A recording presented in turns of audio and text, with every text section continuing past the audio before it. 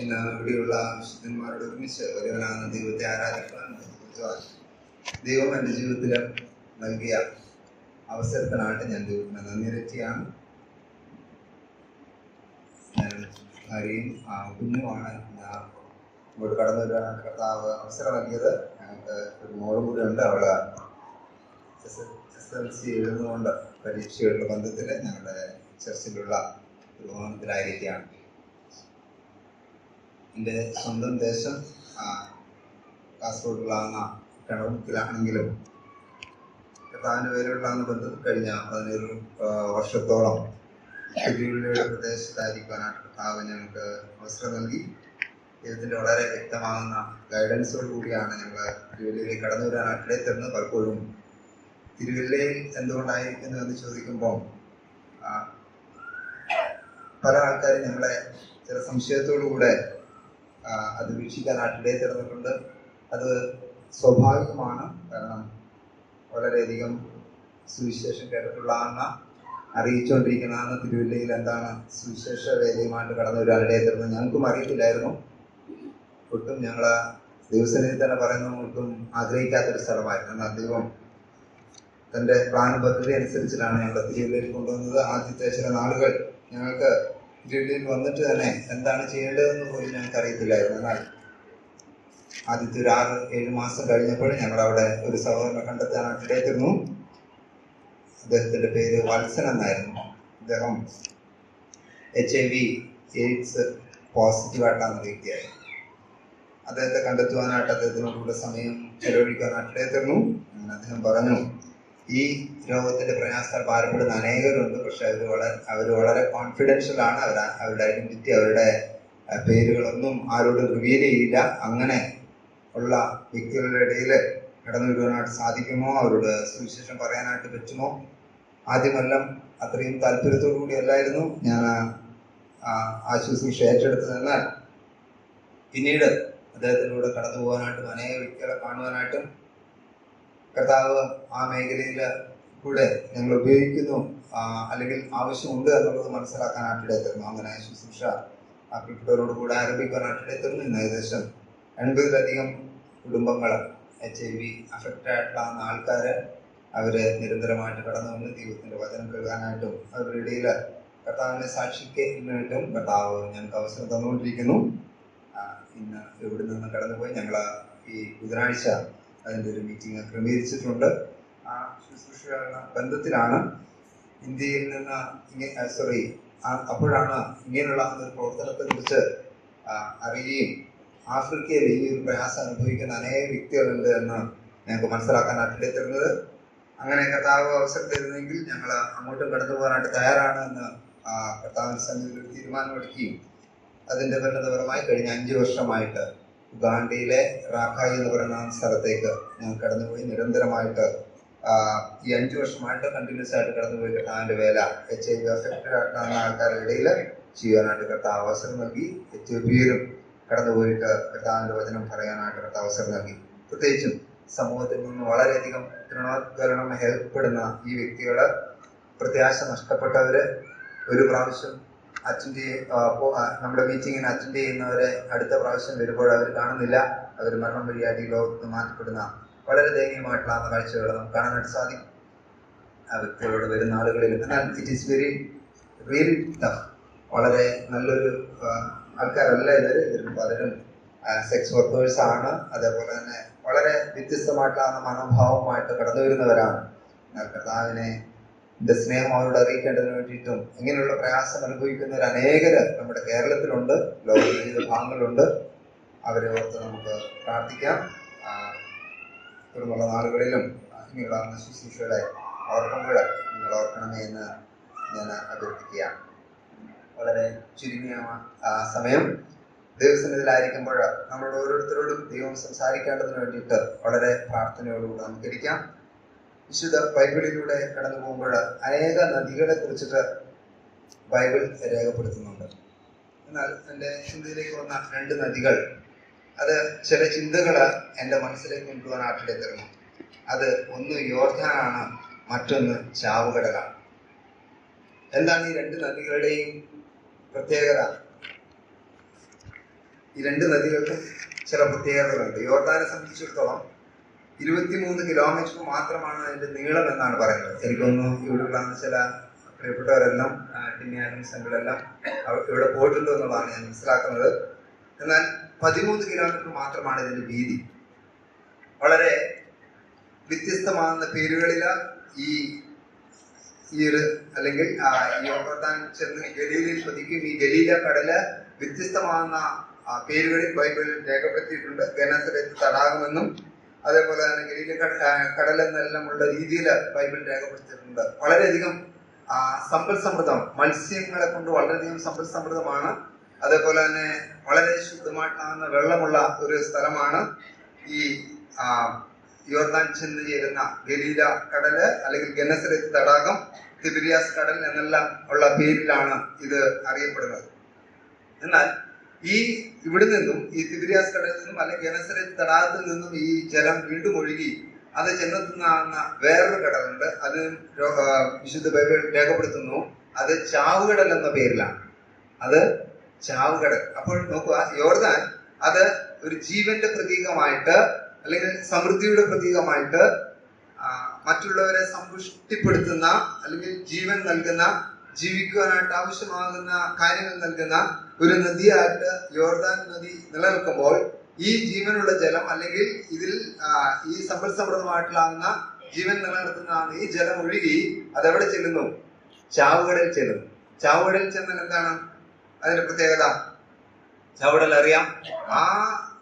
അതിൽ എന്തെല്ലാം ജീവനുണ്ടോ ആ ജീവനുകളെല്ലാം ചാവുന്ന അല്ലെങ്കിൽ ആ ചാവുകളിൽ ഒരു ജീവനും ജീവിക്കുവാൻ സാധിക്കാത്ത രീതിയിൽ ആ കടൽ ആയിത്തീരുന്നു അല്ലെങ്കിൽ അതിന്റെ ജലം ആയിത്തീരുന്നു എന്നുള്ളതാണ് അതിനെ കുറിച്ചുള്ള പഠനങ്ങൾ കാണിക്കുന്നത്. അതിന് ചുറ്റുമുള്ള മലകളിൽ നിന്നെല്ലാം ഒഴുകി വരുന്ന വളരെ ശുദ്ധമായിട്ടുള്ള ജലം ഇതിൽ ചെല്ലുമ്പോൾ അതൊരു ചാവുകടലിന്റെ അനുഭവമായിട്ട് അല്ലെങ്കിൽ ഒരു ജീവൻ പോലും അതിൽ നിലനിൽക്കാത്ത രീതിയിലുള്ള ഒരു കടലിന്റെ വെള്ളത്തിന്റെ അനുഭവമായിട്ട് അത് മാറുന്നു എന്നുള്ളതാണ്. അതിനെ കുറിച്ചുള്ള പഠനങ്ങളെല്ലാം പറയുന്നത് അതിന്റെ മുകളിലൂടെ ചില സ്ഥലങ്ങളിൽ പക്ഷികൾ പോലും പറക്കാനായിട്ട് സാധ്യമല്ല. അത്ര പോലും ജീവന്റെ ഒരു തരി പോലും ഇതിൽ കാണാനായിട്ട് സാധിക്കുന്നില്ല എന്നുള്ളതാണ്. എന്നാൽ ഇന്ന് ഞാൻ പറയാനായിട്ട് ആഗ്രഹിക്കുന്നത് ഈ രണ്ട് കടലുകൾ തമ്മിലുള്ള വ്യത്യാസമല്ല. ഇതുമായിട്ട് നമ്മുടെ ജീവിതത്തെ നമുക്കൊന്ന് തട്ടി നോക്കിയാൽ എന്തായിരിക്കാം നമ്മുടെ ജീവിതത്തിന്റെ ഒരു അനുഭവം എന്നുള്ളതാണ്. ചാവുകടലിന്റെ ഒരു പ്രത്യേകത എന്താണ്? അതിനെ കുറിച്ച് പറഞ്ഞിരിക്കുന്നത് എല്ലാം എന്നിലേക്ക്, ഞാൻ ആരിലേക്കുമില്ല. എല്ലാം എന്നിലേക്ക്, എല്ലാ നന്മകളും, എല്ലാ ജീവിതങ്ങളും, എല്ലാ സൗഭാഗ്യങ്ങളും, എല്ലാ സുഖങ്ങളും അത് എന്നിലേക്ക് കടന്നു വരണം. പക്ഷെ ഞാൻ അതുകൊണ്ട് തുടർന്ന് ഞാൻ ആരിലേക്കും ഒഴുകുവാൻ, മറ്റൊരു വ്യക്തിക്ക് പോലും ഒരു ജീവൻ നൽകുവാൻ, സന്തോഷം നൽകുവാൻ, എന്റെ ജീവിതം കൊണ്ട് മറ്റുള്ള ഒരു വ്യക്തിക്ക് ഒരു ഉപകാരം ഉണ്ടാകുവാൻ ഞാൻ തയ്യാറല്ല. എന്നാൽ എല്ലാ നാളുകളിലും എല്ലാ അനുഗ്രഹങ്ങളും, എല്ലാ നന്മകളും, എല്ലാ സുഖങ്ങളും, എല്ലാ സന്തോഷങ്ങളും എന്നിലേക്ക് ഇങ്ങനെ വന്നുകൊണ്ടേയിരിക്കണം. നോക്കുക, ഇങ്ങനെയുള്ള ചില ചാവുകടലിന്റെ അനുഭവത്തിൽ ജീവിക്കുന്ന വ്യക്തിത്വങ്ങളുണ്ട്. നമുക്കറിയാം 2025 ഏറ്റവും അവസാനത്തെ ഞായറാഴ്ചയിലേക്ക് നാം കടന്നു വരുമ്പോൾ അതെ നമ്മളെ തന്നെ നമുക്കൊന്ന് പരിശോധിക്കുവാൻ, ഒരു സെൽഫ് എക്സാമിനേഷൻ നടത്തുവാൻ, എന്റെ ജീവിതം കൊണ്ട് എത്ര വ്യക്തികൾക്ക് ജീവൻ പകർന്നു നൽകുവാൻ, നന്മ പകർന്നു കൊടുക്കുവാൻ, ജീവന്റെ സമൃദ്ധിയിലേക്ക് നയിക്കുവാൻ എനിക്ക് ഇടയായി തീർന്നിട്ടുണ്ട്. അല്ല, അതെ എന്റെ ജീവിതകാലം മുഴുവനും ഞാൻ ഇങ്ങനെ ഒരു ചാവുകടലിന്റെ അനുഭവമായി എല്ലാ നന്മകളും എന്റെ അടുത്തേക്ക് വന്നിട്ടുണ്ട്. നമുക്കറിയാമല്ലോ എന്തെല്ലാം നന്മകളാണ് നമ്മുടെ ജീവിതത്തിൽ ദൈവം തന്നിട്ടുള്ളത്. കഴിഞ്ഞ കാലങ്ങളിൽ നാം നോക്കുവാണെങ്കിൽ നാം അനുഭവിച്ചതെല്ലാം നമുക്ക് ലഭിച്ചതാണ്. എല്ലാം പലപ്പോഴായി ദൈവം നമ്മളിലേക്ക് ഒഴുകി എത്തിച്ച നന്മകളാണ്. പക്ഷേ എന്നിൽ നിന്ന് എത്ര നന്മകൾ മറ്റുള്ളവരെ സമ്പൽ സമൃദ്ധമാക്കുവാൻ, കർത്താവിന്റെ സ്നേഹം അറിയുവാൻ, കരുണ അറിയുവാൻ, ദയ അറിയുവാൻ നമുക്ക് ഇടയായിട്ടുണ്ട്. എത്രയോ നാളുകളായിട്ട് നാം ദൈവത്തിന്റെ വചനം കേൾക്കുന്നുണ്ട്. എത്രയോ നാളുകളായിട്ട് മീറ്റിങ്ങുകൾക്ക് അറ്റൻഡ് ചെയ്യുന്നുണ്ട്.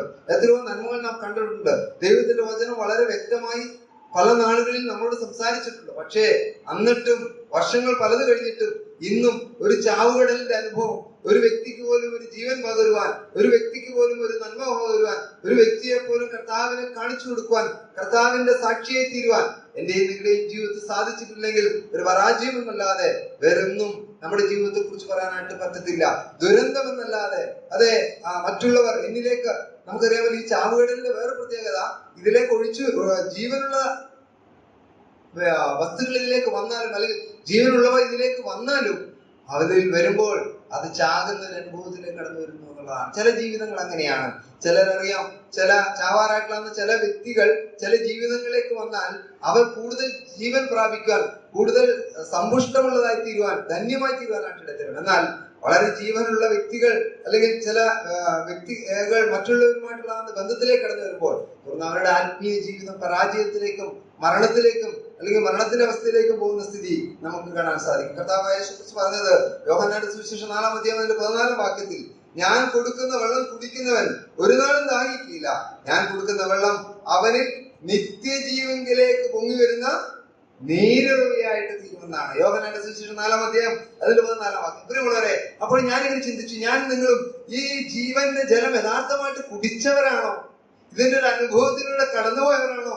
കേവലം ഒരു അറിവ് മാത്രമല്ല, നമുക്കറിയാമല്ലോ, ഇവിടെ ഒരു ഗ്ലാസ് വെള്ളം കൊണ്ടുവച്ചിട്ടുണ്ട്. ഇതിനെ കുറിച്ച് വേണമെങ്കിൽ നല്ല അറിവുള്ള ഒരു വ്യക്തിക്ക് 1 മണിക്കൂർ ഇതിലുള്ള എല്ലാ കാര്യത്തെ കുറിച്ച് പ്രസംഗിക്കാനായിട്ട് പറ്റും. പക്ഷേ ഈ വെള്ളം കുടിച്ചാൽ മാത്രമേ അതിന്റെ ഗുണം അല്ലെങ്കിൽ അത് യഥാർത്ഥമായിട്ട് അനുഭവിക്കുവാനായിട്ട് എനിക്ക് സാധിക്കുകയുള്ളൂ. ഇന്ന് അല്ലെങ്കിൽ ഇന്ന് നമുക്കറിയാമല്ലോ, വചന പ്രഘോഷത്തെ കുറിച്ചിട്ടൊന്നും അല്ലെങ്കിൽ അതിൻ്റെ കുറവുകളൊന്നും ഉള്ള ഒരു കാലഘട്ടത്തല്ല. ഏത് സമയത്തും എപ്പോൾ വേണമെങ്കിലും ഏത് രീതിയിലും കേൾക്കുവാനായിട്ട് വചനം നമ്മുടെ കൈത്തുമ്പിൽ തന്നെ ഉണ്ട് പ്രിയമുള്ളവരെ. എന്നാൽ ഈ കേൾക്കുന്ന വചനങ്ങൾ എന്റെയും നിങ്ങളുടെയും ജീവിതത്തിൽ എത്രയധികം വ്യത്യാസങ്ങൾ വരുന്നു. കർത്താവ് പറയാണ്, ഞാൻ കൊടുക്കുന്ന വെള്ളം കുടിക്കുന്നവൻ ഒരു നാളും ദാഹിക്കില്ല എന്നുള്ളത് മാത്രമല്ല, നിത്യജീവങ്കിലേക്ക് പൊങ്ങി വരുന്ന നീരുറവയായി അവന്റെ ജീവിതം അതൊരു നീരുറവയുടെ അനുഭവമായി അനേകരുടെ ദാഹത്തെ ശമിപ്പിക്കുന്ന, അനേകർക്ക് ജീവൻ പകരുന്ന, അനേകർക്ക് നന്മ കൊടുക്കുന്ന, അനേകർക്ക് താങ്കിലേക്ക് നയിക്കുന്ന ഒരു വ്യക്തിയായിട്ട് അവൻ തീരും. തീർന്നില്ല. വീണ്ടും 7-ാം അധ്യായം യോഹന്നാന്റെ സുവിശേഷം 7-ാം അധ്യായം അതിന്റെ 38-ാം വാക്യത്തിലേക്ക് വരുമ്പോൾ നാം ഇങ്ങനെ വായിക്കുന്നു, എന്നിൽ വിശ്വസിക്കുന്നവന്റെ ഉള്ളിൽ നിന്ന് തിരുവെഴുത്ത് പറയുന്നത് പോലെ ജീവജലത്തിന്റെ നദികൾ ഒഴുകി വരും. നോക്കുക, അപ്പോൾ എന്നെയും നിങ്ങളെയും ഈ ലോകത്തിൽ കർത്താവ് ആക്കിയിരിക്കുന്നത്, എനിക്കും നിങ്ങൾക്കും കർത്താവ് ഒരു ജീവിതം തന്നിരിക്കുന്നത് ഒരു ഡെഡ് സീഡ് അനുഭവമായിട്ട് എല്ലാം അനുഭവിച്ചുകൊണ്ട് സുഖസമൃദ്ധമായി സന്തോഷത്തോടു കൂടെ എല്ലാം എന്നിലേക്ക്, ഞാൻ ആരിലേക്കും ഇല്ല എന്നുള്ള ജീവിതത്തിൽ ജീവിക്കാനായിട്ടല്ല, മറിച്ച് ജീവജലത്തിന്റെ നദികൾ മറ്റുള്ളവരിലേക്ക് ഒഴുകുന്നവരായി, അതെ, ഈ ജീവജലം മറ്റുള്ളവരെ ജീവിതത്തിലേക്ക് എത്തിച്ച് അവരെയും ജീവിതത്തിലേക്ക് കൊണ്ടുവരാനായിട്ട് പ്രിയമുള്ളവരെ ദൈവം എന്നെയും നിങ്ങളെയും കുറിച്ച് ആഗ്രഹിക്കുകയാണ്. എന്നാൽ കഷ്ടമെന്ന് പറയട്ടെ, ദുഃഖമെന്ന് പറയട്ടെ, എത്രയോ ജീവിതങ്ങൾ ഇന്ന് പരാജയത്തിൽ കർത്താവിന്റെ സ്നേഹത്തെ കാണിച്ചു കൊടുക്കുവാൻ, അതെ, ഈ ജീവജലത്തിന്റെ നീരുറവ് വറ്റിപ്പോയവരായിട്ട്, അതെ, ആത്മീക പാപ്പരത്വത്തിൽ ദാരിദ്ര്യത്തിൽ ജീവിക്കുന്ന എത്രയോ വ്യക്തികളെ നമുക്ക് കാണാനായിട്ട് സാധിക്കും. സർദീസിലെ സഭയെ കുറിച്ച് പറയുമ്പോൾ കർത്താവിന്റെ ദൂതൻ ഇങ്ങനെയാണ് പറയുന്നത്. അതിന്റെ വെളിപ്പാട് പുസ്തകം 3-ാം അധ്യായം അതിന്റെ 1-ാമത്തെ വാക്യം, സർദീസിലെ സഭയുടെ ദൂതൻ എഴുതുക, ദൈവത്തിന്റെ 7 ആത്മാവും 7 നക്ഷത്രവും ഉള്ളവൻ അരുളി ചെയ്തത്, ഞാൻ നിന്റെ പ്രവൃത്തി അറിയുന്നു, ജീവനുള്ളവനെന്ന് നിനക്ക് പേരുണ്ടെങ്കിലും നിന്റെ അവസ്ഥ എന്താണ്? നിന്റെ പേരെന്താ? നിന്റെ പേര് ജീവനുള്ളവനാ, പേര് വേർപാടുകാരനാ, പേര് ബ്രദറുകാരനാ, പേര് വിശ്വാസി എന്നാ, പേര് എന്താ? ഈ ലോകത്തോട് അനുരൂപപ്പെടാത്തവൻ എന്നാ. പക്ഷേ അവന്റെ അവസ്ഥയെ കുറിച്ച് പറയുന്നു, നിന്റെ പേരുണ്ടെങ്കിലും നീ ആരാണ്? നീ മരിച്ചവനാണ്, നിന്നിൽ യാതൊരു രീതിയിലാകുന്ന നന്മകളുമില്ല, നീ ഒരു വ്യക്തിക്ക് പോലും ജീവൻ നൽകുവാനായിട്ട് സാധിക്കുന്നില്ല, നിന്റെ പേരിനനുസരിച്ച് ജീവിക്കുന്ന വ്യക്തിയല്ല നീ.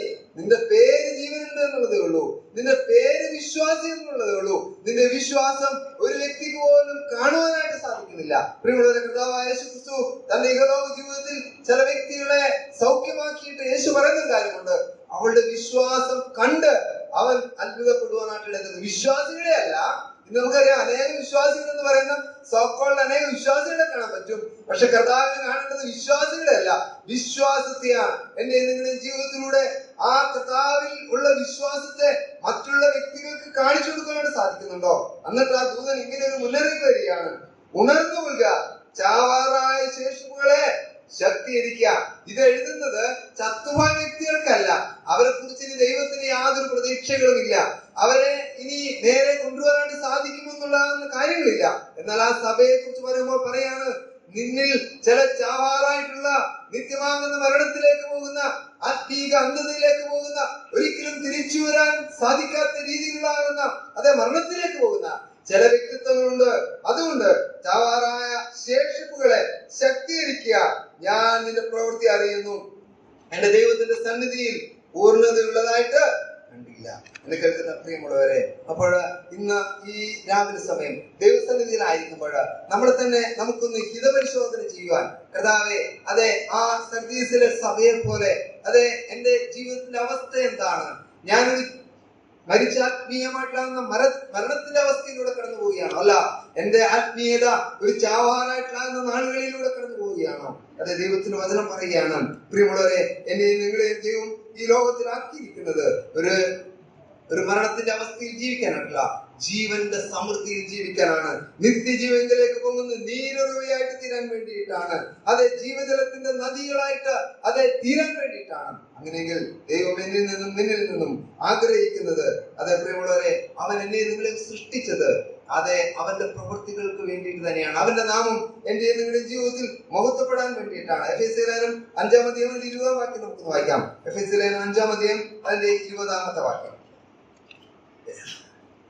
നമ്മുടെ കർത്താവായ യേശുക്രിസ്തുവിന്റെ നാമത്തിൽ ദൈവവും പിതാവുമായവന് എല്ലായ്പ്പോഴും എല്ലാത്തിനും വേണ്ടി സ്തോത്രം ചെയ്തുകൊള്ളും. ക്രിസ്തുവിന്റെ ഭയത്തിൽ 2-ാം അധ്യായം 10-ാം വാക്യം ഞാൻ വായിക്കാം. നാം അവന്റെ കൈപ്പണിയായി സൽപ്രവൃത്തിയേക്കായി യേശു ക്രിസ്തുവിൽ സൃഷ്ടിക്കപ്പെട്ടിരിക്കുന്നു. നാം ചെയ്തു പോരേണ്ടത് ദൈവം അവ മുന്നൊരുക്കി. ഞാൻ കേൾക്കുന്ന പ്രിയമുള്ളവരെ, എന്നെ നിങ്ങളെ കർത്താവ് വിളിച്ചപ്പോൾ, വേർതിരിച്ചപ്പോൾ, കർത്താവായ യേശു ക്രിസ്തുവിൽ എന്നെ നിങ്ങളെ സൃഷ്ടിച്ചപ്പോൾ, ഞാൻ നിങ്ങൾ ഒരു ചാവുകടലായി ഒരു മരണത്തിന്റെ അനുഭവത്തിലൂടെ ഈ ലോകത്ത് ജീവിക്കണമെന്നുള്ളതല്ല, മറിച്ച് ദൈവം ആഗ്രഹിക്കുന്ന ക്രിസ്തു യേശുവിൽ സൃഷ്ടിക്കപ്പെട്ടിരിക്കുന്നത് എന്തിനു വേണ്ടിയിട്ടാണ്? സൽപ്രവർത്തികൾക്ക് വേണ്ടിയിട്ടാണ്. മറ്റുള്ളവർക്ക് കർത്താവിന്റെ സ്നേഹം കാണിച്ചു കൊടുക്കുന്നതിന് വേണ്ടിയിട്ടാണ്. നിങ്ങളുടെ സ്വർഗീയ പിതാവ് സൽഗുണപൂർണനായിരിക്കുന്നത് പോലെ നിങ്ങളും സൽഗുണപൂർണ ആകാൻ വേണ്ടിയിട്ടാണ്. എന്നാൽ ഈ ദൗത്യത്തെ എത്രത്തോളം ഏറ്റെടുത്തുകൊണ്ട് ഈ ഭൂമിയിൽ ജീവിക്കാനായിട്ട് പ്രിയമുള്ളവരെ എനിക്കും നിങ്ങൾക്കും സാധിക്കുന്നുണ്ട്. നമ്മുടെ പ്രവൃത്തികൾ, നമ്മുടെ ദൈവം ഇവിടെ ആക്കിയിരിക്കുന്നതിന്റെ ഉദ്ദേശം നമുക്ക് നമ്മളോട് തന്നെ ഒന്ന് ചിന്തിക്കാനായിട്ട് നമുക്ക് ദൈവം നമ്മളെ സഹായിക്കട്ടെ. ഈ കർത്താവ് ആക്കി വെച്ചിരിക്കുന്ന ആ ഒരു പ്രവൃത്തിയിൽ മുന്നേറ്റ് വരുവാനായിട്ട് എനിക്കും നിങ്ങൾക്കും സാധിക്കുന്നുണ്ടോ? അല്ല, എന്നിലും നിങ്ങളുടെയും ജീവിതത്തിലൂടെ ചില വ്യക്തികളെങ്കിലും ഈ കർത്താവിനെ കണ്ടെത്തുവാൻ, കർത്താവിന്റെ സ്നേഹത്തിലേക്ക് കടന്നു വരുവാനായിട്ട് എത്തിയിരുന്നുണ്ടോ? ഞാൻ നിങ്ങളും വളരെ ഭയത്തോടും ഭക്തിയോടും കൂടെ ഓർക്കേണ്ട ഒരു കാര്യമുണ്ട്. ഞാൻ നിങ്ങൾ ഈ ജീവിതത്തിന് ഒരു ദിവസം കണക്ക് ബോധിപ്പിക്കേണ്ടതായിട്ട് വരും. കർത്താവ് എന്നെ നിങ്ങളെ വിളിച്ചെങ്കിൽ, എന്നെ നിങ്ങളെ വേർതിരിച്ചെങ്കിൽ, റോമാലേഖനം 8-ാം അധ്യായത്തിന്റെ 28-ാം വാക്യത്തിലേക്ക് വരുമ്പോൾ, തന്റെ പുത്രന്റെ സ്വരൂപത്തോട് അനുരൂപരാകുവാൻ അവൻ എന്നെ നിങ്ങളെ എന്ത് ചെയ്തിരിക്കുകയാണ്? മുൻനിർണയിച്ചിരിക്കുകയാണ്. അപ്പോൾ ഈ ലോകത്തില് വേറെ എന്തെങ്കിലും ഭൗതികമായിട്ടുള്ള നന്മകൾ തന്ന് ലോകത്തിലെ വലിയ ആൾക്കാരായി തീരാൻ വേണ്ടിയിട്ടല്ല, തന്റെ പുത്രൻ ഈ ലോകത്തിൽ എങ്ങനെയാണോ ജീവിച്ചത് അതേ രീതിയിൽ ജീവിക്കാൻ എന്നെ നിങ്ങളെ ആര് വിളിച്ചിരിക്കുന്നു? അനേകർക്ക് ജീവൻ നൽകുന്ന ഒരു ജീവിതമായിരുന്നു കർത്താവായ യേശു ക്രിസ്തു. മരിച്ചവരെ ഉയർപ്പിച്ചു, കുരുടർക്ക് കാഴ്ച നൽകി, ബദ്ധരെ വിടുവിച്ചു. തന്റെ ജീവിതം ഒരു അനുഗ്രഹത്തിന്റെ ജീവിതമായിരുന്നു. 33 വർഷക്കാലം ഈ ലോകത്തിൽ ജീവിച്ച് കടന്നുപോയപ്പോൾ കാൽവരിയുടെ ഉന്നതത്തിൽ വെച്ച് താൻ പറഞ്ഞു, ഇറ്റ് ഈസ് ഫിനിഷ്ഡ്. പ്രിയമുള്ളവരെ, എന്തെല്ലാം കാര്യങ്ങൾ, എന്തെല്ലാം പ്രവൃത്തികൾ പിതാവാകുന്ന ദൈവം കർത്താവായ യേശു ക്രിസ്തുവിനെ ഏൽപ്പിച്ചോ? കർത്താവ് പറഞ്ഞു, പകലുള്ളിടത്തോളം അവന്റെ പ്രവൃത്തി ചെയ്യാം. ആർക്കും പ്രവർത്തിച്ചു കൂടാത്തൊരു രാത്രി കർത്താവായ യേശു ക്രിസ്തുവിന്റെ ജീവിതത്തിൽ വരുമെന്ന് അവനറിയാമായിരുന്നു.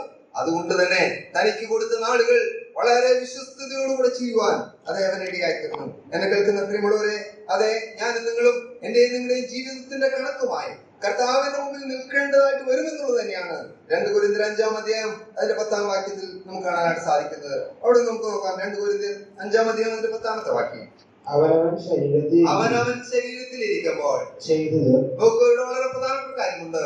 എനിക്ക് നിങ്ങൾക്കും ആയുസ്സുള്ളപ്പോൾ, എനിക്ക് നിങ്ങൾക്കും ആരോഗ്യമുള്ളപ്പോൾ, എനിക്ക് നിങ്ങൾക്ക് സാധ്യതയുള്ളപ്പോൾ, എനിക്ക് നിങ്ങൾക്ക് ജീവനുള്ളപ്പോൾ, അവനവൻ ശരീരത്തിൽ ഇരിക്കുമ്പോൾ ചെയ്തത് നല്ലതാകിലും തീയതാകിലും അതിന് എന്നിട്ട് അടുത്ത വാക്യം, അതിന് തക്കവണ്ണം. നല്ലതാണെങ്കിൽ നിനക്ക് നല്ല പ്രതിഫലം ലഭിക്കും, തീയതാണെങ്കിലോ അതെ തീയതായിട്ടുള്ള പ്രതിഫലം തരും. അപ്പോൾ ഇവിടെ നമ്മൾ നോക്കണം, അവനവൻ ശരീരത്തിലിരിക്കുമ്പോൾ പ്രിയമുള്ളവരെ നമ്മൾ ഓർക്കേണ്ട ഒരു കാര്യം, 1000 ട്യൂബുകളുമായി ഇന്റൻസീവ് കാറ്റൂൺ യൂണിറ്റിൽ കിടക്കുമ്പോഴല്ല, നല്ല ആരോഗ്യമുള്ളപ്പം. കർത്താവായ യേശു ക്രിസ്തു നമുക്കറിയാമല്ലോ എപ്പോഴാണ് ഒലിവുമലയിലേക്ക് കടന്നു പോയത്? പാട്ടുപാടി തന്റെ യൗവനത്തിലാണ് തന്റെ ജീവിതം കർത്താവിന് വേണ്ടി കൊടുക്കുവാനായിട്ട് തീർന്നത്. അത് പ്രിയമുള്ളവരെ, നമുക്ക് സാധ്യതകളുള്ളപ്പോൾ ഓരോരുത്തരും ശരീരത്തിൽ നിൽക്കുമ്പോൾ ചെയ്തത് നല്ലതാണെങ്കിലും തീയതാണെങ്കിലും. റോമാലേഖനം 14-ാം അധ്യായത്തിന്റെ 12-ാമത്തെ വാക്യം എന്താണ് വായിക്കുന്നത്? റോമാലേഖനം 14:12. ആകയാൽ നമ്മിൽ ഓരോരുത്തൻ ദൈവത്തോട് കണക്ക് ബോധിപ്പിക്കേണ്ടി വരും. ഓരോരുത്തൻ കണക്ക് ബോധിപ്പിക്കേണ്ടതായിട്ട് വരും. എന്നെ കേൾക്കുന്ന പ്രിയമുള്ളവരെ, നമ്മുടെ ജീവിതത്തിന്റെ ആ ഒരു ഓഡിറ്റ് ഷീറ്റുമായിട്ട് നാം ഒരിക്കൽ ഈ കർത്താവിന്റെ മുമ്പിൽ, കർത്താവായ യേശു ക്രിസ്തുവിന്റെ ന്യായാസനത്തിന്റെ മുമ്പിൽ നിൽക്കേണ്ടവരായിട്ട് വരും. അന്ന് ഞാൻ നിങ്ങൾ കൊടുക്കാനായിട്ട് പോകുന്ന കണക്കുകൾ എന്താണ്? നമുക്കറിയാം, അവന് മുഖപക്ഷമില്ല. കൊലോസ്യലേഖനം 3-ാം അധ്യായം 23 മുതൽ 25 വരെയുള്ള വാക്യങ്ങൾ വായിക്കുമ്പോൾ അവന് മുഖപക്ഷമില്ല. നമ്മൾ ഓരോരുത്തരും എന്ത് ചെയ്തോ അതിന് തക്കതാകുന്ന പ്രതിഫലം. അത് നാം നല്ല കാര്യങ്ങളാണ് ചെയ്തതെങ്കിൽ, നാം കർത്താവിന്റെ നാമത്തിന്റെ മഹത്വത്തിന് വേണ്ടിയിട്ടാണ് ചെയ്തതെങ്കിൽ, പ്രിയമുള്ളവരെ, അതിന് തക്ക പ്രതിഫലം അവൻ സ്വർഗത്തിൽ തരും. ഈ ദൈവത്തെ കുറിച്ച് പറഞ്ഞിരിക്കുന്നത് എബ്രായലേഖനം 6-ാം അധ്യായത്തിന്റെ 10-ാം വാക്യം, ദൈവം നിങ്ങളുടെ പ്രവൃത്തിയും വിശുദ്ധന്മാരെ ശുശ്രൂഷിച്ചതിനാലും ശുശ്രൂഷിക്കുന്നതിനാലും തന്റെ നാമത്തോട് കാണിച്ച സ്നേഹം മറന്നു കളയുവാൻ തക്കവണ്ണം അനീതിയുള്ളവനല്ല. ഹല്ലേലൂയ. അപ്പോൾ ഈ നാളുകളിൽ അത് ആയുസ്സുള്ളപ്പോൾ, ആരോഗ്യമുള്ളപ്പോൾ, ജീവിതമുള്ളപ്പോൾ, അത് ശരീരത്തിലിരിക്കുമ്പോൾ അവന്റെ നാമത്തിന്റെ മഹത്വത്തിന് വേണ്ടി ഞാനും നിങ്ങളും ചെയ്തിട്ടുള്ള ശുശ്രൂഷകൾ, തന്റെ നാമത്തോട് കാണിച്ച സ്നേഹം അവൻ ഒരിക്കലും എന്ത് ചെയ്യത്തില്ല. ആ നാളിൽ അവൻ എന്ത് ചെയ്യും? അവൻ ഓൺ ദാറ്റ് ഡേ അവൻ ഓർക്കുവാനായിട്ട് തീരും. അതുകൊണ്ട് നമ്മുടെ ജീവിതത്തെ നമുക്ക് ഹിതപരിശോധന ചെയ്യാം. നമ്മുടെ ജീവിതത്തിന്റെ ഓഡിറ്റ് ഷീറ്റുമായിട്ട് കർത്താവായ യേശുക്രിസ്തുവിന്റെ അതേ ന്യായാസനത്തിന്റെ മുമ്പിൽ നിൽക്കുമ്പോൾ, കർത്താവേ, അവിടെ എനിക്ക് മാനം ലഭിക്കുവാനായിട്ട് തീരുമോ? അവിടെ നല്ലവനും വിശ്വസ്തനുമാകുന്ന ദാസനെ. നമുക്കറിയാം, ഈ ലോകത്തില് അധികം കേൾക്കുന്ന വാക്കുകള് വിലയേറിയ ദാസന്മാരെ എന്നുള്ളതാണ്. കൺവെൻഷനിലും അതുപോലെ മറ്റു മീറ്റിങ്ങുകളിലെല്ലാം വിലയേറിയ ദാസന്മാർ. എന്നാൽ സ്വർഗത്തിന് അങ്ങനത്തെ വാക്കുകൾ കേൾക്കാനായിട്ട് പോകുന്നില്ല. അവിടെ കേൾക്കാനായിട്ട് പോകുന്നത് വിശ്വസ്ത ദാസൻ എന്നുള്ള വാക്കാണ്. അവിടെ ആരും വിലയേറിയവരല്ല, അവർ വിശ്വസ്തരായവരാണ് വിലയേറിയന്മാരായിട്ട് മാറ്റുന്നത്. പ്രിയമുള്ളവരെ, അതെ, നമ്മുടെ ജീവിതത്തെ കർത്താവിന്റെ ആ ഒരു വിശ്വസ്ത വിളിക്ക് വേണ്ടിയിട്ട് നമുക്ക് നമ്മളെ തന്നെ ഒരുക്കാം. എന്നാൽ ഒരു കാര്യം കൂടെ ദൈവവചനം നമ്മൾ ഓർപ്പിക്കുന്നത്, ചില വ്യക്തികൾ അന്ന് ലജ്ജിക്കാനായിട്ടിടയായിത്തീരുമെന്നുള്ളതാണ്. ചില വ്യക്തികൾക്ക് അന്ന് ഛേദം വരാനായിട്ടിടയായിത്തീരും. 1 യോഹന്നാൻ 2-ാം അധ്യായം അതിന്റെ 28-ാമത്തെ വാക്യത്തിൽ നാം വായിക്കുന്നു, ഇനിയും കുഞ്ഞുങ്ങളെ അവൻ പ്രത്യക്ഷനാകുമ്പോൾ നാം അവന്റെ സന്നിധിയിൽ ലജ്ജിച്ചു പോകാതെ. നോക്കുക, അപ്പോൾ ദൈവത്തിന്റെ സന്നിധിയിൽ ലജ്ജിച്ചു പോകുന്ന, ഛേദം വരുന്ന ചില വ്യക്തികൾ അന്ന് അവിടെ ഉണ്ടാകും എന്നുള്ളത് നമുക്ക് അവിടെ കാണാനായിട്ട് സാധിക്കും. 1 കൊരിന്ത്യർ 3-ാം അധ്യായത്തിലേക്ക് കടന്നു വരുമ്പോൾ, അതെ, നിങ്ങൾ ചെയ്ത പ്രവൃത്തികൾ നിലനിൽക്കുമെങ്കിൽ നിങ്ങൾക്ക് പ്രതിഫലം ലഭിക്കും, ഛേദം വന്നുവെങ്കിലോ. അപ്പോൾ നോക്കുക, കർത്താവിന്റെ സന്നിധിയിൽ ഞാൻ നിങ്ങൾ നിൽക്കുമ്പോൾ ചില വ്യക്തികൾ ലജ്ജയുള്ളവരായി, ഛേദം അനുഭവിച്ചവരായി, അതെ, നഷ്ടം അനുഭവിച്ചവരായി, ഓ കർത്താവെ, നീ ഇരിക്കുന്ന നല്ല പകലിന്റെ നാളുകളിൽ, അതെ കർത്താവെ, നീ ഇരിക്കുന്ന നല്ല ആയുസിന്റെ നാളുകളിൽ, നീ ഇരിക്കുന്ന നല്ല ആയുസിന്റെ നാളുകളിൽ ഒരു ചെറുവിരൽ പോലും കർത്താവെ നിനക്ക് വേണ്ടി അനക്കുവാൻ എനിക്ക് സാധിച്ചില്ലല്ലോ എന്നുള്ള വലിയ ലജ്ജയോടുകൂടെ, അതെ, കർത്താവിന്റെ ന്യായാസനത്തിന് മുമ്പിൽ നിൽക്കേണ്ടതായിട്ട് വരുമെന്നുള്ളത് തന്നെയാണ് ദൈവവചനത്തിലൂടെ നമുക്ക് കാണാൻ സാധിക്കുന്നത്. ദാനിയേലിന്റെ പുസ്തകം 12-ാം അധ്യായത്തിന്റെ 23-ാം വാക്യത്തിലേക്ക് കടന്നു വരുമ്പോഴും പൊടിയിൽ വിശ്രമിക്കുന്ന 2 വ്യക്തികളെ കുറിച്ചിട്ടാണ് പറയുന്നത്. ഒരു കൂട്ടർ നിത്യജീവനായിട്ട് എഴുന്നേൽക്കുമ്പോൾ വേറൊരു കൂട്ടരെ കുറിച്ച് പറഞ്ഞിരിക്കുന്നത് അവർ ലജ്ജയ്ക്കായിട്ട് എഴുന്നേൽക്കുമെന്നുള്ളതാണ്. പ്രിയമുള്ളവരെ, അപ്പോൾ നമുക്ക് തന്നിട്ടുള്ള നാളുകൾ, അതേ, അവസരങ്ങൾ, സാധ്യതകൾ, നമുക്ക് അതിനുള്ള ചുറ്റുപാടുകൾ ഈ കർത്താവിന് വേണ്ടി എത്രത്തോളം ഉപയോഗിക്കുവാനായിട്ട് എനിക്കും നിങ്ങൾക്കും സാധിച്ചിട്ടുണ്ട്. അതായത് കർത്താവായ യേശു പറഞ്ഞല്ലോ, ആർക്കും പ്രവർത്തിച്ചു കൂടാത്ത, ഇനി വേറെ ഒരു പ്രവൃത്തിയും ചെയ്യാൻ സാധിക്കാത്ത രീതിയിലാകുന്ന ഒരു രാത്രി വരാനായിട്ട് പോവുകയാണ്. പ്രിയമുള്ളവർ, അതിനുശേഷം പ്രവർത്തനങ്ങൾക്ക് പിന്നെ സാധ്യതകളില്ല, ആഗ്രഹങ്ങൾ കൊണ്ട് ആവശ്യമില്ല, സ്വപ്നങ്ങൾ കൊണ്ട് പിന്നെ കാര്യമില്ല, എല്ലാം അവസാനിക്കുകയാണ്. ഡോക്ടേഴ്സ് പറയും ഇനി ഒന്നും ചെയ്യാനായിട്ടില്ല. ചുറ്റും നിൽക്കുന്നവർ പറയും, അവര് പറയും, ഇനി യാതൊന്നും ഞങ്ങൾക്ക് ചെയ്യാനായിട്ടില്ല. അതെ, ആർക്കും പ്രവർത്തിച്ചുകൂടാത്ത രാത്രി എല്ലാ വ്യക്തികളുടെയും ജീവിതത്തിന്റെ അവസാനമുണ്ട്. അങ്ങനെയെങ്കിൽ പ്രിയമുള്ളവരെ, എനിക്കും നിങ്ങൾക്കും കർത്താവ് തന്നിട്ടുള്ള നാളുകൾ, സാധ്യതകൾ അവന്റെ നാമത്തിന്റെ മഹത്വത്തിന് വേണ്ടി നമുക്ക് ആവോളം പ്രയോജനപ്പെടുത്തുവാനായിട്ട് എത്തിരാം. ഇങ്ങനെ മരണത്തിന് ശേഷം, അല്ലെങ്കിൽ വെളിപ്പാട് പുസ്തകം 19 അധ്യായം അതിന്റെ 7-ാം വാക്യത്തിലേക്ക് കടന്നു വരുമ്പോൾ, കുഞ്ഞാടിന്റെ കല്യാണം വന്നുവല്ലോ, അവന്റെ കാന്തയും തന്നെത്താൻ ഒരുക്കിയിരിക്കുന്നു. ഈ തന്റെ കാന്ത എങ്ങനെയാ ഒരുക്കിയത്? അവിടെ നാം വായിക്കുന്നത്, അവൾക്ക് ശുദ്ധവും ശുഭ്രവുമായ വിശേഷ വസ്ത്രം ധരിക്കുവാൻ കൃപ ലഭിച്ചിരിക്കുന്നു. ആ വിശേഷ വസ്ത്രം വിശുദ്ധന്മാരുടെ നീതി പ്രവൃത്തികളാണ്. ഹല്ലേലൂയ. അപ്പോൾ എന്റെയും നിങ്ങളുടെയും വസ്ത്രത്തെ, എന്റെയും നിങ്ങളുടെയും വസ്ത്രത്തെ ഒരുക്കുവാൻ, എന്നെയും നിങ്ങളെയും ഒരുക്കുവാൻ ദൈവം നൽകിയിരിക്കുന്നത് നമ്മുടെ ഈ ആയുസ്സാണ്. പ്രിയമുള്ളവരെ, ഇവിടെ എന്നെയും നിങ്ങളെ കർത്താവായ യേശു ക്രിസ്തു കണ്ടു. അവൻ എന്നെയും നിങ്ങളെ ക്രിസ്തു യേശുവിൽ സൃഷ്ടിച്ചിരിക്കുന്നത് നീതി പ്രവൃത്തികൾക്കാണെങ്കിൽ എത്രത്തോളം നമ്മുടെ വസ്ത്രത്തെ ഈ നാളുകളിൽ ഒരുക്കുവാനായിട്ട് എനിക്ക് നിങ്ങൾക്കും സാധിച്ചിട്ടുണ്ട്. വെളിപ്പാട് പുസ്തകം 14-ാം അധ്യായത്തിന്റെ 13-ാം വാക്യത്തിൽ നാം വായിക്കുന്നു, അവരുടെ പ്രവൃത്തി അവരെ പിന്തുടരുന്നു എന്ന് ആത്മാവ് പറയുന്നു. അതെ, എന്റെയും നിങ്ങളുടെയും ജീവിതം അവസാനിച്ച് അത് നിത്യതയുടെ അങ്ങേക്കരയിലേക്ക് പോകുമ്പോൾ നാം ഈ ലോകത്തിൽ നേടിയതെല്ലാം ഇവിടെ ഉപേക്ഷിക്കേണ്ടതായിട്ട് വരും. എന്നാൽ പ്രിയമുള്ളവരെ, ഒരു കാര്യം എന്നെയും നിങ്ങളെ പിന്തുടരുമെന്നാണ് ദൈവത്തിന്റെ വചനം പറയുന്നു. എന്ത്? അവരുടെ പ്രവൃത്തികൾ. കർത്താവിന്റെ നാമത്തിന്റെ മഹത്വത്തിന് വേണ്ടി ഞാൻ നിങ്ങൾ ചെയ്ത പ്രവൃത്തികൾ. അതെ, മറ്റൊരു വ്യക്തിയെ ഞാനൊന്ന് ചൂണ്ടിക്കാണിച്ചോട്ടെ. 2 തിമോഥെയോസ് 1-ാം അധ്യായം അതിന്റെ 16-ാമത്തെ വാക്യം നമുക്കൊന്ന് കടന്നു വരാം. തന്റെ പ്രവൃത്തി എങ്ങനെയാണ് തന്നെ പിന്തുടരുന്നത് എന്നുള്ളത് നമുക്ക് ഇവിടെ കാണാനായിട്ട് സാധിക്കും. 2 തിമോഥെയോസ് 1-ാം അധ്യായം അതിന്റെ 16-ാമത്തെ വാക്യം. ആണല്ലോ ഉപനിധി, പലപ്പോഴും എന്നെ തണുപ്പിച്ചവനായ ഒനേസിഫോരസിന്റെ കുടുംബത്തിന് കർത്താവ് കരുണ നൽകുമാറാകട്ടെ. ഇവിടെ പറയാണ്, പലപ്പോഴും എന്നെ തണുപ്പിച്ചവനാകുന്ന ഒനേസിഫോറസിന്റെ കുടുംബത്തിന്. ഇനി നോക്കാം, അതിൽ 18-ാമത്തെ വാക്യം കൂടെ ഒന്ന് വായിച്ചേ. ആ ദിവസത്തിൽ, ഓൺ ദാറ്റ് ഡേ, ആ ദിവസത്തിൽ കർത്താവിന്റെ പക്കൽ കരുണ കണ്ടെത്തുവാൻ കർത്താവ്. ഈ ഇതിലൂടെ 4-ാം അധ്യായത്തിൽ 12-ാം വാക്യത്തിലേക്ക് കടന്നു വരുമ്പോൾ അവിടെ നമുക്ക് കാണാൻ സാധിക്കുന്നു, ഒനേസിമോസ് ഇവിടെ ഇല്ല എന്നുള്ളത് തന്നെയാണ്. അതെ, അദ്ദേഹം മരണം വഴിയായിട്ട് ഈ ലോകത്തു നിന്ന് മാറ്റപ്പെട്ടു പോകുവാനായിട്ട് എത്തണം. പ്രിയമുള്ളവരെ, പക്ഷേ തന്റെ പ്രവർത്തനത്തിന് ശേഷവും തന്റെ മരണത്തിന് ശേഷവും നോക്കുക, ദൈവത്തിന്റെ ദാസൻ പറയുകയാണ്, അതെ, പലപ്പോഴും എന്നെ തണുപ്പിച്ചവനാണ്. എപ്പോഴാണ് താൻ തണുപ്പിച്ചത്? 14-ാം അധ്യായം 2 തിമോഥെയോസ് 1:15 വരുമ്പോൾ, ആശിക്കാരെല്ലാവരും എന്നെ വിട്ട് പോയി കളഞ്ഞു. നോക്കുക, വലിയ കൊടിയ വേദനകളിലൂടെ, പീഡനങ്ങളിലൂടെ, പ്രയാസങ്ങളിലൂടെ കടന്നുപോയപ്പോൾ തന്റെ സ്വന്തം ജീവനെ പോലും തൃണഗണിച്ചുകൊണ്ട് റോമിലേക്ക് താൻ കടന്നുപോയി. ആരെ തണുപ്പിക്കുവാനായിട്ട് തീർന്നു? പൗലോസിനെ ഒനേസിഫോറസ് തണുപ്പിക്കുവാനായിട്ട് തീർന്നു. ഒരുപക്ഷെ ലോകം അന്ന് കണ്ടില്ല, അവൻ ചെയ്ത പ്രവൃത്തികള് വേറെ ആരും മനസ്സിലാക്കിയില്ല. ചരിത്രം പറയുന്നത് ഒരുപക്ഷെ ഈ പൗലോസിനെ ശുശ്രൂഷിച്ച നാളുകളിൽ താനും പിടിക്കപ്പെട്ട് താനും കർത്താവിന് വേണ്ടി ഒരു രക്തസാക്ഷിയായി തീർന്നു എന്നാണ് ചില പണ്ഡിതന്മാർ പറയാനായിട്ട് തീർന്നത്. അതിനെക്കുറിച്ച് വളരെ വ്യക്തമായിട്ടുള്ള രേഖകളില്ലെങ്കിൽ പോലും, പക്ഷെ ദൈവത്തിന്റെ വചനം പറയുകയാണ്, അതെ, എല്ലാവരും കൈവിട്ടപ്പോൾ അതിന്റെ ചില വാക്കുകൾ കൂടിയുണ്ട്. അതിന്റെ 4-ാം അധ്യായത്തിന്റെ 18-ാം വാക്യത്തിലേക്ക് നമുക്കൊന്ന് കടന്നു വരാം. 4:19, 2 തിമോഥെയോസ് 4:19. ക്രിസ്ത്യക്കും അക്വിലാവും ഒനേസിഫോറസിന്റെ കുടുംബത്തിനും നോക്കുക, ഒനേസിഫോറസിന്റെ കുടുംബത്തിനും എന്ത് ചെയ്യണം? വന്ദനം ചെയ്യാനായിട്ട് പറയുകയാണ്. തുറന്നുള്ള തന്റെ ഈ 2 തിമോഥെയോസ് വായിക്കുമ്പോൾ അനേകർ തന്നെ വിട്ടുപോയ ചരിത്രം തനിക്ക് പറയാനായിട്ട് സാധിക്കുന്നു. എന്റെ 2-ാം പ്രതിപാദത്തിൽ ആരും എന്നോട് കൂടെ ഉണ്ടായില്ല എന്നുള്ളത് അതെ ഇവിടെ താൻ ഓർമ്മിപ്പിക്കാനായിട്ട് ഇടയെത്തിരുന്നുണ്ട്. എന്നാൽ പ്രിയമുള്ളവരെ, തന്റെ വേദനയുടെയും തന്റെ കഷ്ടതയുടെയും നാളുകളിൽ അതെ ഒനേസിഫോറസ് അതെ തന്നെ ശുശ്രൂഷിക്കുവാൻ, തനിക്കൊരു ആശ്വാസമാകുവാൻ, തന്നെ തണുപ്പിക്കുവാനായിട്ട് ഇടത്തിരുന്നു.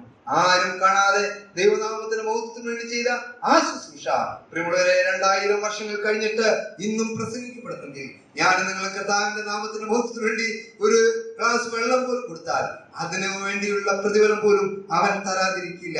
കാരണം അവൻ ഒരിക്കലും അനീതിയുള്ളവനല്ല, അവൻ സ്നേഹിക്കുന്നവനാണ്. അപ്പോസ്തല പ്രവൃത്തി 9-ാം അധ്യായം 36-ാം വാക്യത്തിലേക്ക് വരുമ്പോൾ അവിടെയും ഒരു മരണത്തെ കുറിച്ച്, ഒരു വ്യക്തി മരിച്ചതായിട്ട് നമുക്ക് കാണാൻ സാധിക്കുന്നു. ഒന്ന് വളരെ പെട്ടെന്ന് അതും കൂടെ വായിച്ച് എന്റെ വാക്കുകൾ ഇവിടെ ഉപസംഹരിക്കാം. അപ്പോസ്തല പ്രവൃത്തി 9-ാം അധ്യായം അതിന്റെ 36-ാമത്തെ വാക്യം. യോപ്പയിൽ പേടമാൻ എന്നർത്ഥമുള്ള തബീത എന്ന പേരുള്ള ഒരു ശിഷ്യ ഉണ്ടായിരുന്നു.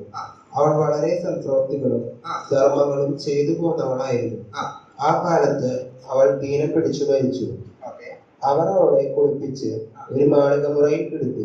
നോക്കുക, ദാവീദയുടെ ജീവിതത്തെ കുറിച്ച് പറഞ്ഞിരിക്കുമ്പോൾ അവൾക്ക് ആയുസ് ഉണ്ടായിരുന്നപ്പോൾ, അവൾ ജീവിതത്തിൽ അവൾ ഉണ്ടായിരുന്നപ്പോൾ അവളെ കുറിച്ച് പറഞ്ഞിരിക്കുന്നത് അവൾ വളരെ സൽപ്രവൃത്തിയും ധർമ്മങ്ങളും ചെയ്തു പോകുന്നവളായിരുന്നു. കർത്താവിന് വേണ്ടിയിട്ട് അതെ അനേക കാര്യങ്ങൾ ചെയ്യുവാൻ, അനേക സൽപ്രവൃത്തികൾ ചെയ്യുവാൻ. നോക്കുക, അവൾ മരിച്ചപ്പോൾ ആരാ വന്ന് കരയുന്നത്? അതിന് 39 വാക്യം വായിച്ചേ. പത്രോസ് എഴുന്നേറ്റ് അവരോട് കൂടെ ചെന്നു. എത്തിയപ്പോൾ അവർ അവനെ മാളികമുറിയിൽ കൊണ്ടുപോയി. അവിടെ വിധവമാരെല്ലാവരും കരഞ്ഞുകൊണ്ട് തബീത തങ്ങളോട് കൂടെ ഉള്ളപ്പോൾ ഉണ്ടാക്കിയ കുപ്പായങ്ങളും ഉടുപ്പുകളും കാണിച്ചുകൊണ്ടും അവന്റെ ചുറ്റും നിന്നു. നോക്കുക, തബീത തന്നോട് കൂടി ഉണ്ടായിരുന്നപ്പോൾ, വിധവമാരോട് കൂടി ഉണ്ടായിരുന്നപ്പോൾ, നമുക്കറിയാം ആ കാലഘട്ടത്തിൽ ജീവിതത്തിൽ വളരെയധികം ഒറ്റപ്പെടുത്തലുകൾ, വേദനകൾ, ദുഃഖങ്ങൾ, കഷ്ടതകൾ അനുഭവിച്ച ഒരു കൂട്ടം ആൾക്കാരായിരുന്നു വിധവമാർ. എന്നാൽ അവരുടെ ഇടയിൽ കർത്താവിന്റെ സൽപ്രവൃത്തി ചെയ്യുവാൻ, അവരുടെ ഇടയിൽ കർത്താവിനെ കാണിച്ചു കൊടുക്കുവാൻ, അനേക ദാനധർമ്മങ്ങൾ ചെയ്യുവാൻ, അവർക്കൊരു ആശ്വാസമായി തീരുവാൻ പ്രിയമുള്ളവരെ തബീതയ്ക്ക് ഇടയായി തീർന്നു. എന്നാൽ തന്റെ മരണം കഴിഞ്ഞപ്പോൾ അതെ അവളെ ഓർത്ത് കരയുമെന്ന് മാത്രമല്ല, അവൾ ചെയ്ത ചില കാര്യങ്ങൾ കാണിക്കുവാൻ, മനസ്സിലാക്കുവാൻ, അത് മറ്റുള്ളവരെ സ്വാധീനിക്കുവാൻ അതെ തന്റെ ജീവിതത്തിലൂടെ ഇടയായി തീർന്നു എന്നുള്ളതാണ്. എന്നെ കേൾക്കുന്ന പ്രിയമുള്ളവരെ, വലിയവനായ ദൈവം നമുക്കൊരു ജീവൻ തന്നിരിക്കുകയാണ്. എന്നാൽ നമുക്കറിയാമല്ലോ, കർത്താവ് വരാൻ താമസിക്കുന്നെങ്കിൽ നമ്മുടെ എല്ലാം ജീവിതത്തിന് അവസാനമുണ്ട്. നമ്മൾ ഈ ലോകത്തിന് എന്താണ് വിട്ടിട്ട് പോകാനായിട്ട് ആഗ്രഹിക്കുന്നത്? നമുക്കറിയാമല്ലോ, നമ്മുടെ എല്ലാം, ഞാൻ വെറുതെ ഇങ്ങനെ തമാശക്ക് ചിലപ്പോഴെങ്കിലും പറയാറുണ്ട്, നമ്മുടെ എല്ലാം മരണത്തിന് ശേഷം ഇവിടെ ഉണ്ടോന്ന് അറിയത്തില്ല, നാടുകളിലേക്കെല്ലാം ഉണ്ട്, സെമിത്തേരിയിൽ ചെന്ന് അടക്കം ചെയ്തതിന് ശേഷം ഒരു കപ്പ് കാപ്പിയും പരിപ്പോടെയോ അല്ലെങ്കിൽ ഉഴുന്നുവടയോ അതിനോട് കൂടി ഒരു പഴ എല്ലാം കൊടുക്കുന്ന ഒരു സ്ഥിതിയുണ്ട്. അപ്പോഴ് അതെല്ലാം കഴിച്ച് അവിടെയുള്ള ഏതെങ്കിലും ഒരു മരത്തിന്റെയോ അല്ലെങ്കിൽ ഏതെങ്കിലും അവിടെയെല്ലാം മാറി നിന്ന് ആൾക്കാർ എന്തായിരിക്കും പറയുക? ഈ മരിച്ച വ്യക്തിയെ കുറിച്ച് സാധാരണ പറയാറുള്ളത് എന്താ? ഇദ്ദേഹം യാത്ര ചെയ്തത് 6 എയർഭാഗുള്ള ഒരു കാറിലാണ്. അങ്ങനെയായിരുന്നു. ഇദ്ദേഹത്തിന് ഇത്ര വലിയ ഡിഗ്രി ഉണ്ടായിരുന്നു, അതായിരുന്നു പറയാ. അദ്ദേഹം ഇന്ന യൂണിവേഴ്സിറ്റിയിൽ നിന്നാണ് ബിരുദം കരസ്ഥമാക്കിയത്. ഇത്ര വലിയ ഹൈ പോസ്റ്റിലായിരുന്നു അദ്ദേഹം ഉണ്ടായിരുന്നു. അതൊന്നും ആൾക്കാർക്ക് വലിയ താല്പര്യം ഉണ്ടാവില്ല. അദ്ദേഹം അവിടെ പറയുന്ന ചെറിയ ചെറിയ കാര്യങ്ങളായിരുന്നു. എവിടെ കണ്ടാലും ഒന്ന് ചിരിക്കുമായിരുന്നു. എവിടെ കണ്ടാലും വണ്ടി നിർത്തി എന്ത് ചെയ്യും, വരുന്നോ എന്ന് ചോദിക്കുമായിരുന്നു. ഏത് സമയത്ത് വേണമെങ്കിലും അദ്ദേഹത്തിന്റെ ഭവനത്തിലേക്ക് കയറിച്ചെല്ലാമായിരുന്നു. ഏത് രാത്രിയിൽ വിളിച്ചാലും ഫോൺ എടുക്കുമായിരുന്നു. എന്താവശ്യത്തിന് വേണ്ടിയിട്ടും അദ്ദേഹം കടന്നു വരുമായിരുന്നു. നമുക്ക് വളരെ ചില വ്യക്തികൾ അറിയപ്പെടുന്നത് അവർ ചെയ്ത പ്രവർത്തനങ്ങൾ, ദൈവനാമത്തിന്റെ മഹത്വത്തിന് വേണ്ടി അവർ ചെയ്ത പ്രവർത്തനത്തിന്റെ പേരിൽ പിൽക്കാലത്ത് അവർ അറിയപ്പെടുവാനായിട്ട് ഇടയത്തരും. നമുക്കറിയാമല്ലോ, നമുക്ക് ലഭിച്ചിരിക്കുന്ന ജീവിതം വളരെ ചെറിയ ഒരു ജീവിതമാണ്. ഏകദേശം 8 മില്യണിലധികം ആൾക്കാർ ജീവിക്കുന്ന ഈ ലോകത്തിൽ ഒരു വ്യക്തി മാത്രമാണ് ഞാനും നിങ്ങളും. ഈ ലോകത്തിൽ അതെ മരിച്ചു പോയാൽ നാളെ ഒന്നും സംഭവിക്കാനായിട്ടില്ല. ഇവിടെയുള്ള കടകളെല്ലാം തുറക്കും, അതെ റേഷൻ കട തുറക്കും, അതേപോലെ തന്നെ ഗ്രോസറി ഷോപ്പ് തുറക്കും. ഇവിടെ കാര്യങ്ങളെല്ലാം അതേപോലെ തന്നെ സംഭവിക്കും. നമ്മുടെ വീട്ടുകാർക്ക് ആദ്യം കുറച്ച് സങ്കടങ്ങളുണ്ടെങ്കിലും അവരെല്ലാം ബാക്ക് ടു നോർമൽ, അവരെല്ലാം ജീവിതത്തിലേക്ക് കടന്നു വരും. അതുകൊണ്ട് നമ്മളാരും ഇന്നോവേറ്റബിൾ അല്ല പ്രിയമുള്ളവരെ. നമ്മളാരെങ്കിലും ഒരാൾ മരിച്ചു പോയെന്നുള്ളതുകൊണ്ട് ഒന്നും സംഭവിക്കാനായിട്ട് പോകുന്നില്ല. പക്ഷേ എന്നാൽ ഞാൻ നിങ്ങളും ഈ ലോകത്തില് എന്താണ് കോൺട്രിബ്യൂട്ട് ചെയ്യാനായിട്ട് പോകുന്നത്, എന്താണ് കൊടുക്കാനായിട്ട് പോകുന്നത്? ദാവീദിനെ കുറിച്ച് ചില കാര്യങ്ങൾ പറയാനായിട്ടുണ്ടായിരുന്നു. ഒനേസിഫോറസിനെ കുറിച്ച് ദൈവത്തിന്റെ മക്കൾക്ക് അതെ അവൻ ചെയ്ത ചില പ്രവർത്തനങ്ങൾ കാണിച്ചു കൊടുക്കാനായിട്ടുണ്ടായിരുന്നു. കർത്താവായ യേശു ക്രിസ്തു അതെ താൻ ഈ ലോകത്തിലേക്ക് തന്റെ 17-ാമത്തെ അധ്യായം, യോഹന്നാന്റെ സുവിശേഷം 17-ാം അധ്യായം വരുമ്പോൾ തന്റെ അവസാന ആ പ്രാർത്ഥനയിൽ കർത്താവ് പറഞ്ഞു, ഞാൻ നിന്നെ ലോകത്തിൽ മഹത്വപ്പെടുത്തി, നീ എനിക്ക് ചെയ്യുവാൻ തന്നിരിക്കുന്ന പ്രവൃത്തി ചെയ്തിരിക്കുന്നു. എന്താ ഫിനിഷിംഗ് അല്ലെ? എത്ര നല്ലൊരു ഫിനിഷിംഗ് ആയിരുന്നു തന്റെ ജീവിതത്തിന്റെ ഫിനിഷിംഗ്. താൻ പറയാണ്, I have glorified you here on this earth. The work that you have entrusted me, I have fulfilled. നീ എനിക്ക് തന്നിട്ടുള്ള പ്രവൃത്തി ഞാൻ പൂർത്തീകരിച്ചു കർത്താവേ. ഞാൻ നിന്നെ എന്റെ ജീവിതത്തിൽ മഹത്വപ്പെടുത്താനായിട്ട് എത്ര പേർക്ക് പ്രിയമുള്ളവരെ നമ്മുടെ നെഞ്ചത്ത് കൈവച്ചുകൊണ്ട് പോരാൻ സാധിക്കും? ദൈവമേ, നിന്നെ എന്റെ ജീവിതത്തിൽ നിന്നെ എനിക്ക് മഹത്വപ്പെടുത്തുവാനായിട്ട് ഇടയായിട്ടുണ്ട്. അതെ ദാവീദിനെ കുറിച്ച് പറയുന്നത്, ദാവീദ് തന്റെ തലമുറയിൽ ദൈവത്തിന്റെ ആലോചനയ്ക്ക് ശുശ്രൂഷ ചെയ്തു എന്നുള്ളതാണ്. ഹല്ലേലൂയ. പ്രിയമുള്ളവരെ, എന്നെയും നിങ്ങളെയും ദൈവം ഈ തലമുറയിൽ വിവിധങ്ങളാണ് സ്ഥലങ്ങളിൽ ആകസ്മികമായിട്ടല്ല, ദൈവത്തിന്റെ പ്ലാനാണ്, ദൈവത്തിന്റെ പദ്ധതിയാണ് തൃശ്ശൂരിന്റെ ഈ പ്രദേശത്ത് ഞാനും നിങ്ങളും ആയിരിക്കും എന്നുള്ളത്. അങ്ങനെയെങ്കിൽ പ്രിയമുള്ളവരെ, ഈ തലമുറയിൽ ഈ ദേശത്ത് ദൈവത്തിന്റെ സാക്ഷിയായി ദൈവത്തിന്റെ ഉദ്ദേശത്തിന് വേണ്ടി നിൽക്കുവാനായിട്ട് എനിക്ക് നിങ്ങൾക്ക് സാധിക്കുന്നുണ്ടോ? അല്ല, കേവലം സ്വന്തം കാര്യങ്ങളെ മാത്രം നോക്കിക്കൊണ്ട് എന്നിലേക്കും നിങ്ങളിലേക്കും മാത്രം ചിന്തിച്ചുകൊണ്ട് ചാവുകടലിന്റെ അനുഭവമായി എല്ലാ നന്മകളും എല്ലാ സുഖങ്ങളും എല്ലാ സൗകര്യങ്ങളും ഏറ്റെടുത്തുകൊണ്ട് ആർക്കും ഒരു ജീവൻ നൽകാതെ, ആരിലേക്കും ഒഴുകാതെ, ആർക്കും കർത്താവായ യേശുക്രിസ്തുവിന്റെ സ്നേഹത്തെ കാണിച്ചു കൊടുക്കാതെ അതെ മരിച്ചു പോകുന്നുവെങ്കിൽ പ്രിയമുള്ളവരെ, നമ്മുടെ ജീവിതം വളരെ അപകടത്തിൽപ്പെട്ടാണ് അവന്റെ സന്നിധിയിൽ കർത്താവായ യേശുക്രിസ്തുവിന്റെ ആ ന്യായാസനത്തിന് മുമ്പിൽ ഞാനും നിങ്ങളും നിൽക്കേണ്ടവരാണെന്നുള്ള ബോധ്യം അവന് വേണ്ടി കൂടുതൽ സമർപ്പണത്തോടെ, കൂടുതൽ സ്നേഹത്തോടെ, കൂടുതൽ ഉത്സാഹത്തോടെ ഈ 2025 ജീവിക്കുവാൻ നമുക്ക് കർത്താവിനോട് പറയാം. കർത്താവേ, ഒരു ചാവുകടലിന്റെ അനുഭവമല്ല കർത്താവേ, യോർദാന്റെ അനുഭവത്തിൽ ജീവിക്കുവാൻ, അതെ അങ്ങ് എന്നെ സൃഷ്ടിച്ചിരിക്കുന്ന സൽപ്രവൃത്തി ഈ 2025 അനേകർക്ക് ചെയ്യുവാൻ കർത്താവെ നീ എന്നെ സഹായിക്കണമേ എന്നുള്ള ആത്മാർത്ഥ പ്രാർത്ഥനയോടുകൂടെ നമുക്ക് ജീവിക്കാം. അവന്റെ അതിപരിശുദ്ധമായ നാമം വാഴ്ത്തപ്പെടുമാറാകട്ടെ.